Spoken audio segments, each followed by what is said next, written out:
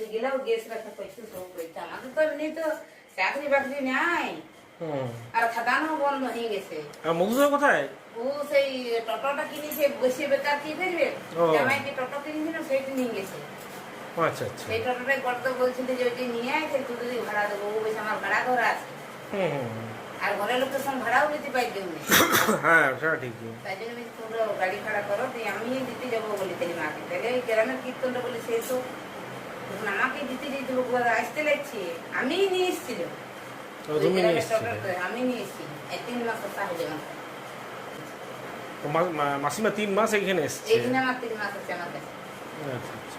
আমি দেখিয়েছিলাম যে আমি তো মাঠে যাই, তাহলে আষাঢ় মাসটা পর আসবো, তোমরা শ্রাবণ মাসে পেটে যাবে চাষিবাসী আমরা। ওই যে এবারে এমনি করছি ওরা বলছে আমাদের ঘরে মজবে, আমাদের খবর দেবে যদি কোনো খারাপ থাকে। আর গন্ধ তো রোয়া দিয়েছে বড় বাবা তো কাইতে ঘরেই ঢুকে নেই, বিটির ঘরেই আছে ছেলেটা উপর তলায় থাকে। ও তো এদিকে পায়খানা পেলে করা যাচ্ছে। আমার শ্বশুর মশাই পায়খানা করতে তখন নিচে দিন রাত প্রতিদিন 3000 টাকা করে নার্স, হ্যাঁ তবে 90,000 টাকা মাসে। সেইটা রেখে করা হয়েছিল, তাইলে সেইটা করেছিল পায়খানা বাপে 1 মিনিট পায়খানা রাখতে না, ওই সঙ্গে সঙ্গে পরিষ্কার, তাই ঘর বন্যা গন্ধ হয় না। আর আমাদের লেসে বেড়াচ্ছিল, চাকরিতে পাচ্ছি না, আমিও ভাবে সংসার ঠিকই তো। ওটা তো আমরা নাকি আমার শাশুড়িকে রাখতেই পাচ্ছি না, যত্নই হচ্ছে না।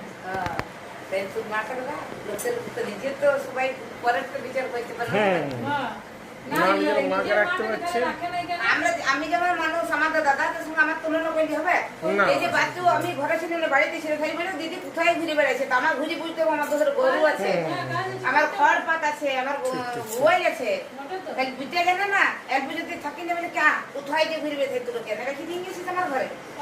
আমি সারাটা দিন যত্ন বড় বৌদি ফোন কেস করছে আমাদের হয়ে, দিন মাকে নাকি যত্নেই রাখি নাই, নাকি খেতে দিই নাই, কাজের লোক, রান্নার লোক, তেল মাখার লোক, মেসেজ ব্যায়াম করার লোক, তাহলে সেইগুলো রেখেও ওদের মায়ের যত্ন করছি না। আর এরা এইখানে নিজের শাশুড়ির তাহলে কি যত্ন হয়েছে, তাহলে তুই কর। ও কোনো জীবনে করলে না, ননদ দেখে করলে না, বলি দিদি থেকে আমাকে তোর শাশুড়িটা বুড়া শাশুড়ি, বয়স্ক মানুষ, আর এইটা বয়স্ক মানুষ নয়, এটা রুগী নয়, তোদের এইটা তো করতে নাই। বিছানা চাদরগুলো নিয়ে আসি, ওটা ঢাকা দিই, ফটো লিখে যাবে। না ঠিক আছে।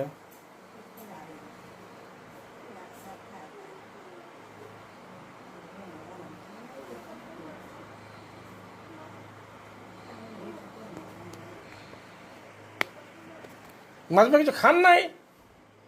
খেতে পারেন নাই কিছু? বলি খাওয়া দাওয়া কিছু করেন নাই? ভাল লাগছে না না খেতে? ঠান্ডা লেগেছে, জ্বর হয়েছে? ও তো আপনার আপনার এই সময় 4-4টে ছেলে রয়েছে, তাদের কাছে থাকতে পারতেন। তাদের থাকলে ভালো ডাক্তার দেখাতো, কাছে দুর্গাপুরে মথুর কাছে থাকতে পারতেন, মথুরদের কাছে। ওইখানে আপনার হসপিটালে ভর্তি করতো, তারপর ধরুন ইয়ে করতো, ট্রিটমেন্ট করতো, দেখভাল করতে সুবিধা হতো, আর হয়তো কোন হসপিটালে ভর্তি কত ভালো হতো।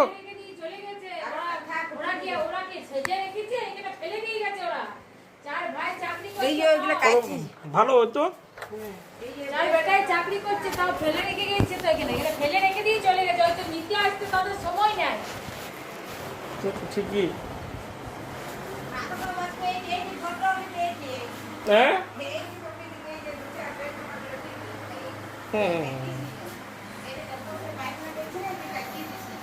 ভালো করছে, কি করবে, কাছে পায়খানা করলে তো কাচতেই হবে না। কেন মধুর মাঝে শাশুড়িকে নিয়ে যাওয়ার জন্য মরছে, ও তো নিজের মাকে নিয়ে যেতে পারে।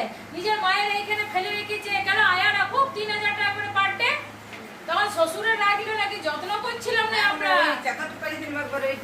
না না বলো তুমি বলবে যে বাচ্চু রেখেছিল, তাতেও তোমরা আনতে দৌড়িছ, ও সক্ষম বেটা আছে, বেটাতে করছে তাও, আর নিজের মাটার কে করবে?